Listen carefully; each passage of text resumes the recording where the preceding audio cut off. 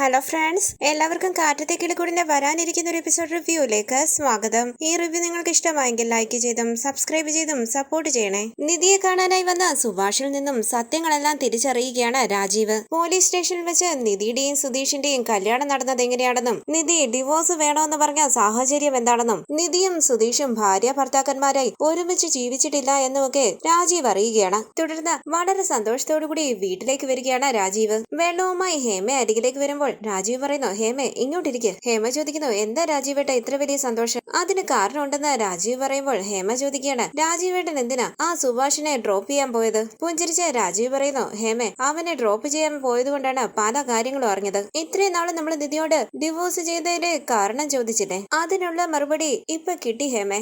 ഇനി നിധിയെ എവിടുന്ന് കൂട്ടിക്കൊണ്ടു പോകുന്നതൊന്നും ഒരു വലിയ കാര്യമല്ല. അപ്പൊ ഹേമ പറയണ, അതൊക്കെ എവിടെ നിൽക്കട്ടെ, അവൾ എന്ത് കാരണം കൊണ്ടാ ആ സുധീഷിനെ ഡിവോഴ്സ് ചെയ്തത്? അപ്പൊ രാജീവ് പറയണ, ആ റൗഡിയെ പ്രണയിച്ചാണ് നിധി നമ്മുടെ വീട് വിട്ടു പോയതെന്നല്ലേ നമ്മൾ വിചാരിച്ചോണ്ടിരുന്നത്. അപ്പൊ ഹേമ പറയുകയാണ്, അതെ അതാണല്ലോ സത്യം. അപ്പൊ രാജീവ് പറയണ, അത് സത്യമല്ലായിരുന്നു ഹേമേ, നിധി അവനെ പ്രണയിച്ചിട്ടേ ഇല്ല.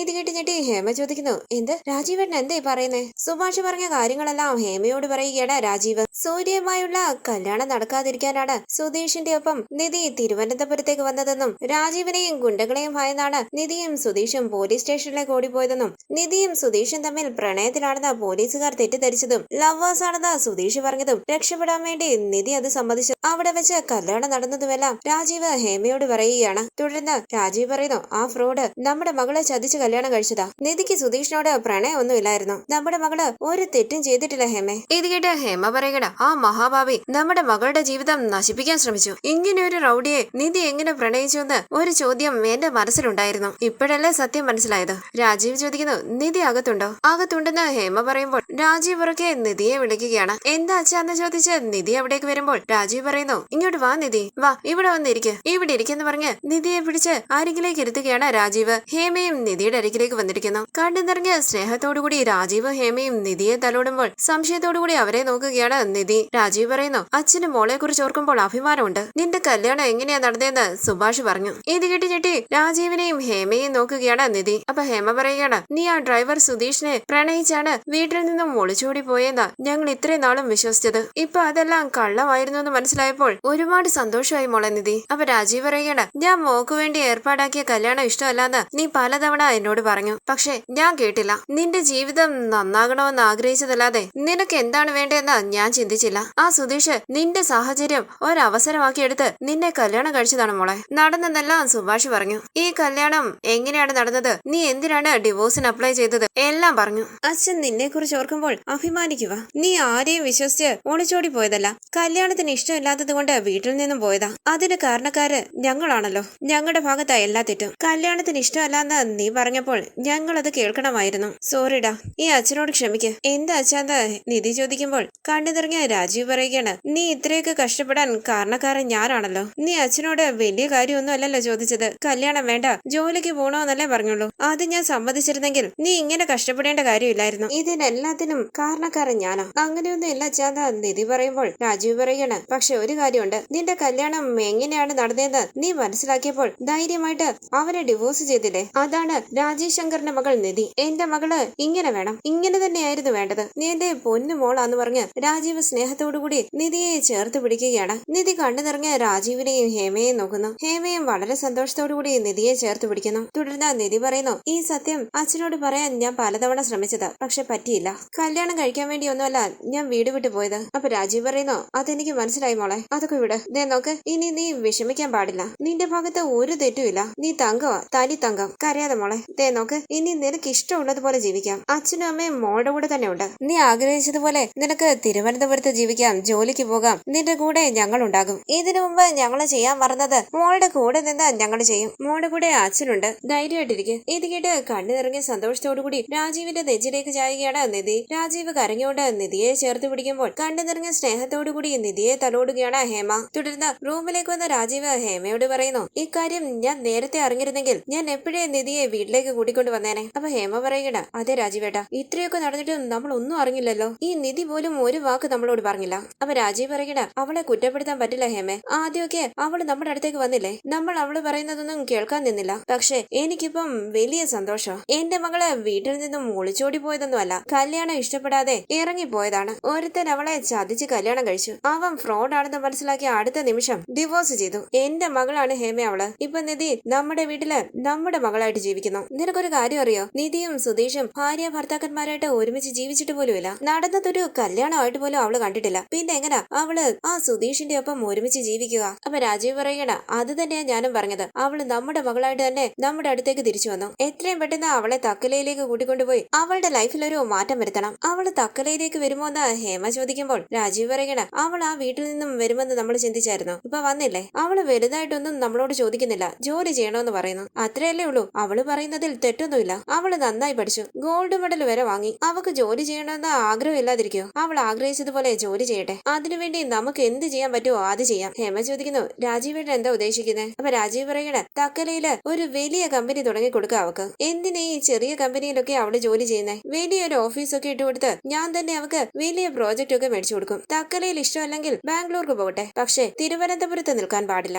ഇത് കേട്ട് ഹേമ പറയണ കറക്റ്റ്, രാജീവേട്ടൻ പറഞ്ഞത് ശരിയാ. ആ കുടുംബത്തിലുള്ളവരുടെ കയ്യിൽ നിന്നും അവളൊന്ന് രക്ഷപ്പെട്ടാ മതി. രാവിലെ ഉച്ചയ്ക്ക് വൈകിട്ട് ആരെങ്കിലും ഒരാളെ എന്തെങ്കിലും തൂക്കി എടുത്തോണ്ട് വരും. അപ്പൊ രാജീവ് പറയുന്നു ഹേമേ ഇനി നമ്മൾ എല്ലാ കാര്യത്തിലും ശ്രദ്ധിക്കണം. ദേഷ്യം വന്ന ഓരോന്ന് വിളിച്ചു പറയരുത്. കുറച്ച് ക്ഷമയോടുകൂടി വേണം പെരുമാറാൻ. എല്ലാം നമുക്ക് അനുകൂലമായിട്ടാണ് നടന്നുകൊണ്ടിരിക്കുന്നത്. എത്രയും പെട്ടെന്ന് നിധി നമ്മുടെ ഒപ്പം തക്കലയിലേക്ക് വരും. നമ്മൾ പറയുന്നതെല്ലാം കേൾക്കും. സന്തോഷത്തോടുകൂടി ഹേമ പറയണ അതുമാത്രം നടന്നാ മതിയായിരുന്നു. പുഞ്ചിരിച്ച രാജീവ് പറയണ നടക്കും ഹേമേ, ഞാൻ നടത്തി കാണിക്കാം. തുടർന്ന് റൂമിലേക്ക് വന്ന നിധി സുധീഷിന്റെ ഫോണിലേക്ക് ഹായ് എന്ന് മെസ്സേജ് അയക്കുകയാണ്. നിധിയുടെ മെസ്സേജ് കണ്ട് സന്തോഷത്തോടുകൂടി സുധീഷ് അയക്കുന്നു ഹായ് നിധി, കുറെ നേരമായിട്ട് ആളെ കാണാനില്ലായിരുന്നല്ലോ. അപ്പൊ നിധി പറയണ അച്ഛനുമായി സംസാരിച്ചിരിക്കുകയായിരുന്നു. അപ്പൊ സുധീഷ് ചോദിക്കുന്നു ഓ ഡാഡിയുടെ ലിറ്റിൽ പ്രിൻസസ് ആയിരുന്നോ? അപ്പൊ നിധി പറയണ അതെ, ഞാൻ എന്റെ അച്ഛന്റെ ലിറ്റിൽ പ്രിൻസസ് തന്നെയാ. പുഞ്ചിരിച്ച സുധീഷ് പറയുന്നു നന്നായി. നിധി ഇവിടുന്ന് പോയപ്പോൾ എനിക്ക് പേടിയുണ്ടായിരുന്നു. അവിടെ പ്രശ്നമൊന്നുമില്ലല്ലോ? മിസ്റ്റർ വില്ലനൊന്നും പ്ലാൻ ചെയ്തിട്ടില്ലല്ലോ? അപ്പൊ നിധി പറയണ ഹലോ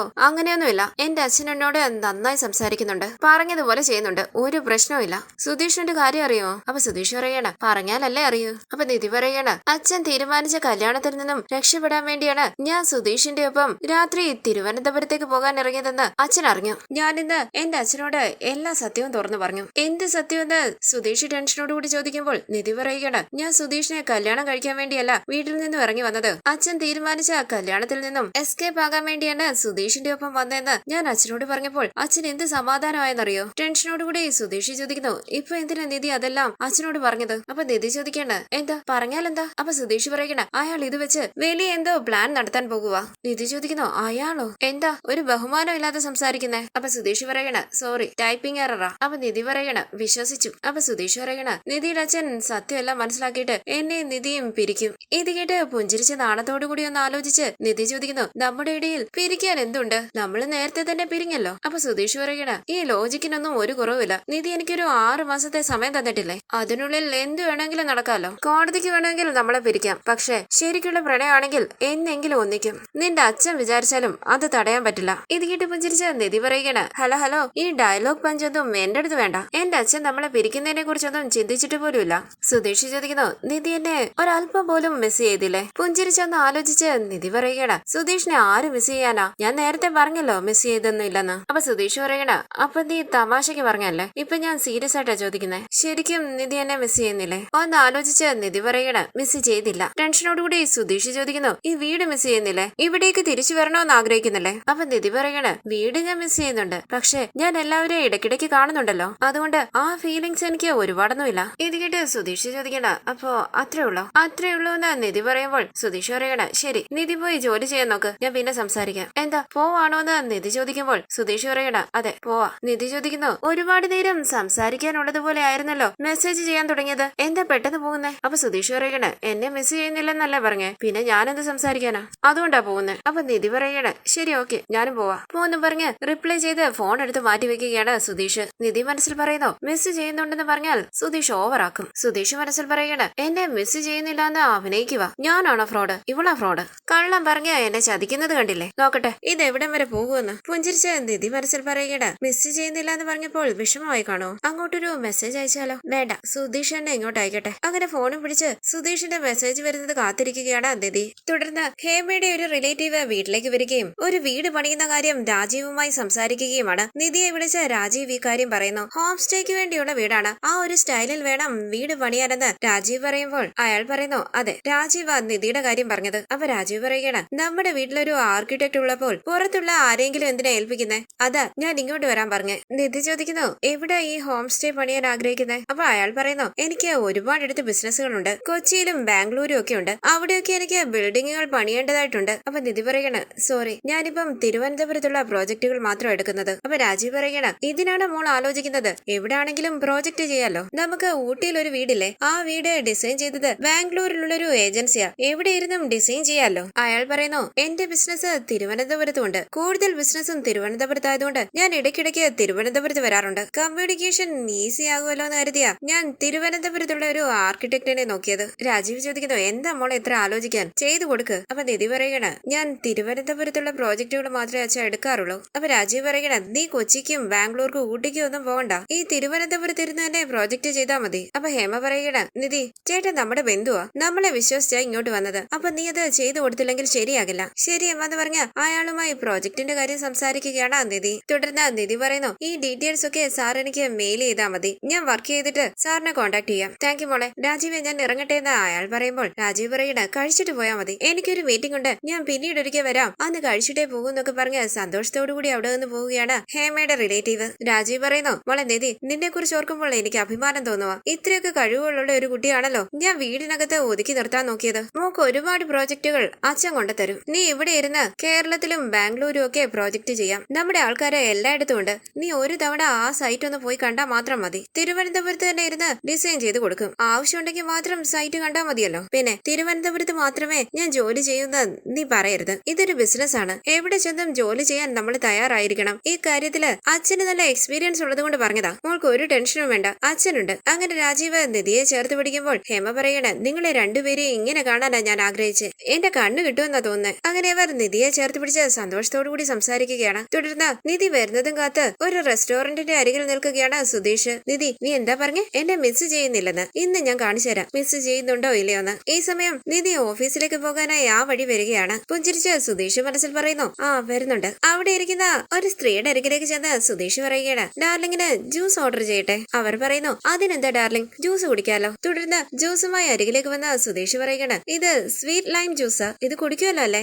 അവർ പറയുന്നു, അതൊക്കെ കുടിക്കും. ആ സ്ത്രീയുടെ മുടിയിൽ പിടിച്ചു നോക്കി സുധീഷ് പറയുകയാണ്, ഈ മുടി കാണാൻ എന്തൊരു ഭംഗിയാ. പെട്ടെന്ന് നിധി കാണുകയാണ് സുധീഷ് ഒരു പെൺകുട്ടിയുടെ ഒപ്പം റെസ്റ്റോറന്റിൽ ഇരിക്കുന്നതായി. ഞെട്ടി വിശ്വസിക്കാനാകാതെ അവരെ തന്നെ നോക്കി നിൽക്കുകയാണ് നിധി. ആ പെൺകുട്ടിയുടെ മുഖം വ്യക്തമായി കാണുന്നില്ല. സുധീഷും ആ പെൺകുട്ടിയും ഒരുമിച്ച് ജ്യൂസ് കുടിക്കുകയാണ്. ഇതുകൊണ്ട് സഹിക്കാനാകാതെ നിൽക്കുകയാണ് നിധി. സുധീഷ് ഇടയ്ക്കിടയ്ക്ക് നിധിയെ ശ്രദ്ധിക്കുന്നുണ്ട്. സുധീഷ് ചോദിക്കുന്നു, ജ്യൂസ് മതിയോ, ഒരെണ്ണം കൂടി പറയണോ? ആ പെൺകുട്ടി പറയണം, മതി, ഇത് മാത്രം മതി. തോളിൽ കൈവച്ച് സുധീഷ് പറയണ, നല്ല ഡ്രസ്സ്, ഇത് എവിടുന്ന് വാങ്ങിച്ചാ? ക്യൂട്ട് ആയിട്ടുണ്ട്, ഏത് ഡ്രസ്സും എന്റെ ഡാർലിങ്ങിന് ചേരുമല്ലോ എന്നൊക്കെ പറഞ്ഞ് സുധീഷ് ആ പെൺകുട്ടിയുടെ കവളിൽ പിടിക്കുകയാണ്. അപ്പൊ സുധീഷ് പറയണ, നാണം കണ്ടില്ലേ, പുതിയ വാച്ചാണല്ലേ, നല്ല ഭംഗിയുണ്ടെന്ന് പറഞ്ഞ് കയ്യിൽ പിടിച്ച് വാച്ച് നോക്കി കയ്യിൽ ഉമ്മ കൊടുക്കുകയാണ് സുധീഷ്. ആ പെൺകുട്ടിയും സുധീഷിന്റെ കവളിലൊക്കെ പിടിക്കുന്നു. ദേഷ്യത്തോടു കൂടി നിധി മനസ്സിൽ പറയുകയാണ്, എടാ മഹാഭാബി, സംസാരിക്കുന്നത് കേട്ടില്ലേ? നിധിയെ ശ്രദ്ധിക്കുന്ന സുധീഷ് മനസ്സിൽ പറയുകയാണ്, ടെൻഷൻ ആവുന്നുണ്ട്, ടെൻഷൻ ആവട്ടെ. ആ പെൺകുട്ടിയുടെ തോളിൽ കൈവച്ച് സുധീഷ് ചോദിക്കണ, ജ്യൂസ് കുടിച്ചു കഴിഞ്ഞോ, നമുക്ക് പോയാലോ? അങ്ങനെ ആ പെൺകുട്ടിയുടെ കൈയും പിടിച്ച് സുധീഷ് അവിടെ നിന്ന് പോകുമ്പോൾ പിന്നാലെ പോവുകയാണ് നിധി. പെൺകുട്ടിയുടെ വേഷം കെട്ടി വന്നിരിക്കുന്നത് നികേഷാണ്. സുധീഷിന്റെ കയ്യിൽ പിടിച്ച് നടക്കുന്ന നികേഷ് ചോദിക്കുന്നു, സുധീഷ് ഏട്ടത്തി കണ്ടായിരുന്നോ? സുധീഷ് പറയണ, കണ്ടടാ, പിന്നാലെ വരുന്നുണ്ട്, നീ ഇങ്ങനെ തന്നെ മെയിൻറ്റെയിൻ ചെയ്തു. അങ്ങനെ നികേഷിനെ ചേർത്ത് പിടിച്ച് മുന്നോട്ട് നടക്കുകയാണ് സുധീഷ്. സുധീഷ് നിക്ക് അവിടെ എന്ന് പറഞ്ഞ് പിന്നാലെ ഓടി വന്ന് സുധീഷിനെ പിടിച്ച് തിരിച്ചു നിർത്തുകയാണ് നിധി. അയ്യോ എന്ന് പറഞ്ഞ് ഷാള് കൊണ്ട് മുഖം മറച്ച് തിരിഞ്ഞു നിൽക്കുകയാണ് നികേഷ്. സുധീഷ് ചോദിക്കുന്നു, അയ്യോ നിധിയായിരുന്നോ? നിധിയെ ഞാനിവിടെ പ്രതീക്ഷിച്ചില്ല. നികേഷിനെ നോക്കിയിട്ട് നിധി ചോദിക്കുന്നു, ആരാ ഇത്? പബ്ലിക് പ്ലേസില് കൊഞ്ചി കുഴങ്ങി നടക്കുന്നു, തോളിൽ കൈവയ്ക്കുന്നു, ചേർത്ത് പിടിക്കുന്നു, ഉമ്മ കൊടുക്കുന്നു. ഷേ. അപ്പൊ സുധീഷ് പറയണം, ഇതെന്റെ ഗേൾ ഫ്രണ്ടാ. ദേഷ്യത്തോടു കൂടി നിധി ചോദിക്കാണ്, ഗേൾ ഫ്രണ്ടോ? ഏത് ഗേൾ ഫ്രണ്ട്? അടിച്ച് പല്ല് താഴെയുണ്ട് ഞാൻ. ഇത് കേട്ട് സുധീഷ് പിന്നോട്ടേക്ക് മാറുമ്പോൾ ചിരി അടക്കി പിടിച്ച് നിൽക്കുകയാണ് നികേഷ്. സുധീഷ് ചോദിക്കാണ്, ഹലോ മാഡം, മാഡത്തിന് എന്തിനാ ഇത്ര ദേഷ്യം വരുന്നത്? ഡിവോഴ്സും മേടിച്ച അച്ഛന്റെ അടുത്തേക്ക് പോയതല്ലേ? പോരാത്തതിന് എന്നെ മിസ് ചെയ്യുന്നില്ലെന്നല്ലേ പറഞ്ഞേ? ഞാനിപ്പം വേറൊരു പെണ്ണിന്റെ കൂടെ ചുറ്റിക്കറങ്ങുമ്പോൾ നീ എന്തിനാ ഇങ്ങനെ പോസസീവ് ആകുന്നത്? അപ്പോഴൊന്ന് പതറി നിധി പറയുകയാണ്, ഞാൻ പോസസീവ് ഒന്നുമല്ല, ഒരു പബ്ലിക് പ്ലേസില് ഇങ്ങനെയാണോ പെരുമാറുന്നത്? കുറച്ച് ഡീസന്റ് ആയിട്ട് പെരുമാറണ്ടേ? സുധീഷ് ചോദിക്കണ, ഞാൻ എങ്ങനെ പെരുമാറിയാലും നിങ്ങൾക്ക് എന്താണ് മാഡം? നിധി ചോദിക്കുന്നു, ആരാ ഈ പെണ്ണ്? അപ്പൊ സുധീഷ് പറയണ, ഞാൻ പറഞ്ഞില്ലേ എന്റെ ഗേൾ ഫ്രണ്ട് ആണെന്ന്. ഗേൾ ഫ്രണ്ടോ എന്ന് ചോദിച്ച് നികേഷിന്റെ കയ്യിൽ പിടിച്ച് മുഖത്തേക്ക് നോക്കുകയാണ് നിധി. നികേഷ് പുഞ്ചിരിച്ച് ഹായ് എന്ന് പറയുമ്പോൾ കണ്ണു തള്ളി നിൽക്കുകയാണ് നിധി. സുധീഷും നികേഷും പുഞ്ചിരിച്ച് മുഖത്തോട് മുഖം നോക്കുമ്പോൾ നിധി ചോദിക്കുന്നു, നീ ആയിരുന്നോടാ ഇയാളുടെ ഗേൾ ഫ്രണ്ട്? സുധീഷിന്റെ കവളിൽ പിടിച്ച് നികേഷ് പറയുകയാണ്, അതെ ഞാനാണ് സുധീഷ് ഏട്ടന്റെ ഗേൾഫ്രണ്ട്. എന്താ ഏട്ടത്തി? ഇത് കേട്ട് പൊട്ടിച്ചിരിക്കുകയാണ് നിധിയും സുധീഷും. നോർമലായിട്ട് സംസാരിക്കടാന്ന് നിധി പറയുമ്പോൾ കൊഞ്ചി കുഴഞ്ഞ് നികേഷ് പറയുകയാണ്, ഇത് ഏട്ടത്തിയുടെ ചുരിദാറാ, എനിക്ക് നന്നായിട്ട് ചേരുന്നുണ്ടോ? അപ്പൊ നിധി പറയുകയാണ്, അതെ ഇത് എന്റെ ചുരിദാറാണല്ലോ, ഇതെങ്ങനെ? അപ്പൊ നികേഷ് പറയുകയാണ്, ഏട്ടത്തി ഇത് കൊണ്ടുപോകാൻ മറന്നുപോയി. എന്റെ പെർഫോമൻസ് എങ്ങനെയുണ്ടായിരുന്നു? സൂപ്പർ ആയിരുന്നു. അപ്പൊ നിധി പറയണ, ഒരു പെണ്ണിനെ പോലെ കുണുങ്ങിയായിരുന്നല്ലോ നടക്കുന്നത്. അപ്പൊ നികേഷ് പറയണ, ഏട്ടത്തി വിശ്വസിക്കണ്ടേ, അതുകൊണ്ട് അങ്ങനെയൊക്കെ നടന്നത്. ഒരെണ്ണം വെച്ച് തന്നാലുണ്ടല്ലോ എന്ന് നിധി പറയുമ്പോൾ സുധീഷ് പറയണ, മാഡം ടോപ്പിക്ക് മാറ്റല്ലേ, നമ്മുടെ വിഷയം ഇതല്ലല്ലോ. ഞാൻ ഒരു പെണ്ണിന്റെ കൂടെ പോകുന്നത് കാണുമ്പോൾ നിധിക്ക് എന്താ ദേഷ്യം വരുന്നത്? ഇന്നലെ എന്നെ മിസ് ചെയ്തില്ല, ഞാൻ സംസാരിച്ചില്ലെങ്കിൽ ഒരു കുഴപ്പമില്ല എന്നൊക്കെ പറഞ്ഞല്ലേ, ഇപ്പൊ എന്നെ ഒരു പെണ്ണിന്റെ കൂടെ കണ്ടപ്പോൾ ദേഷ്യം വരുന്നു. അതിനായിരുന്നു ഈ നാടകം എന്ന് നിധി ചോദിക്കുമ്പോൾ സുധീഷ് പറയണ, അതെ നിധിയുടെ നാവ് പറയുന്നതൊന്ന്, മനസ്സ് പറയുന്നത് മറ്റൊന്ന്. മനസ്സിലുണ്ടെന്ന് പുറത്തു കൊണ്ടുവരാൻ വേണ്ടിയാ ഞങ്ങൾ ഇങ്ങനെയൊക്കെ ചെയ്തേ. അതിനുവേണ്ടിയാണോ ഈ നാടകം കളിച്ചതെന്ന് നിധി ചോദിക്കുമ്പോൾ സുധീഷ് പറയണ, അതെ നിധിയുടെ മനസ്സിലുള്ളത് എന്താണെന്ന് ഞങ്ങൾക്ക് അറിയണ്ടേ, അത് പുറത്തു കൊണ്ടുവരാൻ വേണ്ടിയാ ഞങ്ങൾ ഇങ്ങനെയൊക്കെ ചെയ്തേ. നിധി ചോദിക്കുന്നു, അതിനുവേണ്ടിയായിരുന്നല്ലേ ഈ നാടകം? ഇനി കള്ളം പറയില്ല, എന്റെ മുന്നിൽ നാടകം കളിക്കില്ല എന്നൊക്കെ സത്യം ചെയ്തു തന്നല്ലേ, പറഞ്ഞിട്ട് 4 ദിവസം പോലും ആയില്ല, വീണ്ടും അത് തന്നെ ചെയ്തുകൊണ്ടിരിക്കുന്നു. അപ്പൊ സുധീഷ് പറയണ, നിധി സത്യം പറ, ഞാൻ ഒരു പെണ്ണിനോട് സംസാരിക്കുമ്പോൾ നിനക്ക് ദേഷ്യം വരുന്നു, അതെന്തുകൊണ്ടാ? അതിന് മറുപടി പറ ആദ്യം. അപ്പൊ നിധി പറയണ, ഞാൻ ചോദിക്കുന്നതിനെല്ലാം മറുപടി പറയണമെന്നുണ്ടോ? നിങ്ങളുടെ അഭിനയം ഒട്ടും കൊള്ളത്തില്ലായിരുന്നു. ഇത് കേട്ട് സ്ത്രീകൾ ചോദിക്കുന്നത് പോലെ നികേഷ് ചോദിക്കണ, ഏട്ടത്തി എന്റെ അഭിനയവും കൊള്ളില്ലായിരുന്നോ? അപ്പൊ നിധി പറയണ, കൊള്ളില്ലായിരുന്നു. എടാ ആദ്യം എന്റെ ഡ്രസ്സ് ഒരുത്താ. അയ്യോ ഏട്ടത്തി എന്ന് വിളിച്ച് നികേഷ് നാണത്തോടു കൂടി നിൽക്കുമ്പോൾ നിധി ചോദിക്കണ, നീ എന്താടാ ശരിക്കും പെണ്ണുങ്ങളെ പോലെ നാണിച്ചിരിക്കുന്നേ? അപ്പൊ നികേഷ് പറയണ, അയ്യോ ഏട്ടത്തി ഞാൻ ഷർട്ട് ഇട്ടിട്ടില്ല, എന്റെ ഷർട്ട് വണ്ടിയില്ല, എനിക്ക് നാണം വരുന്നു. അപ്പൊ നിധി പറയണ, എടാ ക്യാരക്ടറിൽ നിന്ന് പുറത്തു വാടാ. അപ്പൊ നികേഷ് പറയണ, ഈ ഡ്രസ്സ് മാറ്റിയാലേ ഈ ക്യാരക്ടറിൽ നിന്ന് പുറത്തു വരാൻ പറ്റുകയുള്ളൂ എന്ന് തോന്നുന്നു. ഇത് കേട്ട് നിധി നികേഷ് എന്ന് വിളിക്കുമ്പോൾ സത്യം ഏട്ടത്തി എന്ന് പറഞ്ഞ് നിധിയുടെ കവളിൽ പിടിക്കുകയാണ് നികേഷ്. ഇതെല്ലാം കണ്ട് സുധീഷ് ചിരിക്കുമ്പോൾ നിധി പറയാണ്, പെണ്ണുങ്ങൾ നടക്കുന്നത് പോലെ നീ നടന്നില്ലേ, ഒന്ന് നടന്നു കാണിച്ചേ, ഒന്നുകൂടി ഞാൻ കാണട്ടെ. ഇതാ കണ്ടോ ഏട്ടത്തി എന്ന് പറഞ്ഞ് നികേഷ് കുണുങ്ങി നടക്കുകയാണ്. ഇത് കണ്ട് പൊട്ടിച്ചിരിക്കുകയാണ് നിധി. സുധീഷ് പുഞ്ചിരിച്ച് നിധിയെ തന്നെ നോക്കി നിൽക്കുന്നു. നികേഷ് നാണത്തോടുകൂടി നിധിയെ നോക്കുമ്പോൾ പൊട്ടിച്ചിരിച്ചുകൊണ്ട് ഇങ്ങോട്ടേക്ക് നോക്കുന്ന നിധി സുധീഷിനെ ശ്രദ്ധിക്കുകയാണ്. അരികിലേക്ക് വന്ന നികേഷ് പറയുകയാണ്, ഏട്ടത്തി എന്റെ അഭിനയം എങ്ങനെ ഉണ്ടായിരുന്നു? സൂപ്പർ ആയിരുന്നു എന്ന് നിധി പറയുമ്പോൾ നികേഷ് പറയുന്നു, ക്ഷീണിച്ചു, എനിക്കൊരു ജ്യൂസ് മേടിച്ചാ, നിനക്കൊരു സ്പെഷ്യൽ ജ്യൂസ് വാങ്ങിച്ചു തരാന്ന് പറഞ്ഞ് നികേഷിനെയും കൂട്ടി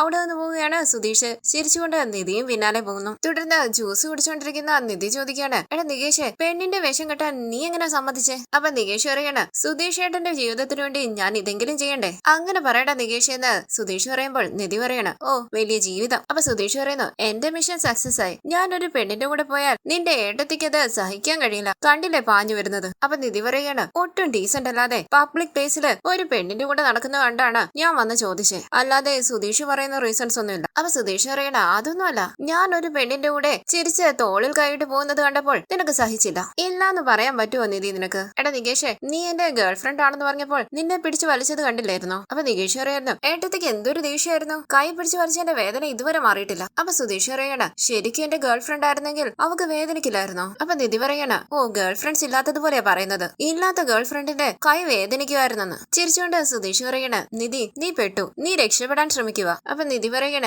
സുധീഷിനോട് ഞാൻ സംസാരിക്കില്ല. നികേഷ് നീ എന്തിനാണ് ഇതിനെല്ലാം സമ്മതിച്ചേ? അപ്പൊ നികേഷ് പറയണ, ഇതായിരുന്നു പ്ലാൻ എന്ന് അറിഞ്ഞിരുന്നെങ്കിൽ ഞാൻ ചെയ്യില്ലായിരുന്നു ഏട്ടത്തി. സുധീഷ് ഏട്ടൻ പെൺവേഷം കിട്ടണമെന്ന് പറഞ്ഞ് എന്നെ കൂട്ടിക്കൊണ്ടു വന്നതാ. ഇവിടെ വന്നതിന് ശേഷമാണ് ഏട്ടത്തിയെ കാണിക്കാനായിരുന്നു ഇതെല്ലാം ഞാൻ മനസ്സിലാക്കിയേ. എങ്ങനെയുണ്ടായിരുന്നു എന്റെ പെർഫോമൻസ്? അപ്പൊ നിധി പറയുകയാണ്, സൂപ്പർ ആയിരുന്നു, നിന്റെ നടത്തം ഉണ്ടല്ലോ, പെണ്ണു പോലും അങ്ങനെ നടക്കില്ല, നിങ്ങളെ പോലെയുള്ള ചേട്ടനെയും അനിയനെയും ഞാൻ ആദ്യമായിട്ടാ കാണുന്നത്, ഞാൻ വിശ്വസിച്ചു പോയി. അപ്പൊ സുധീഷ് പറയണ, പോസസീവ് ആയെന്ന് പറഞ്ഞാ മതി, പറഞ്ഞ സമ്മതിക്കില്ല, നീ സമ്മതിച്ചില്ലെങ്കിലും കുഴപ്പമില്ല, ഞാൻ ആഗ്രഹിച്ചത് നടന്നു, ഈ സുധീഷ് ഹാപ്പിയാ. ഇത് കേട്ടൊന്ന് പതറി നിധി നികേഷുമായി സംസാരിക്കുമ്പോൾ പുഞ്ചിരിച്ച് പ്രണയത്തോടുകൂടി നിധിയെ തന്നെ നോക്കിയിരിക്കുകയാണ് സുധീഷ്. ഈ സീരിയലിന്റെ കൂടുതൽ വീഡിയോസിനായി ചാനൽ സബ്സ്ക്രൈബ് ചെയ്ത് സപ്പോർട്ട് ചെയ്യണേ. താങ്ക്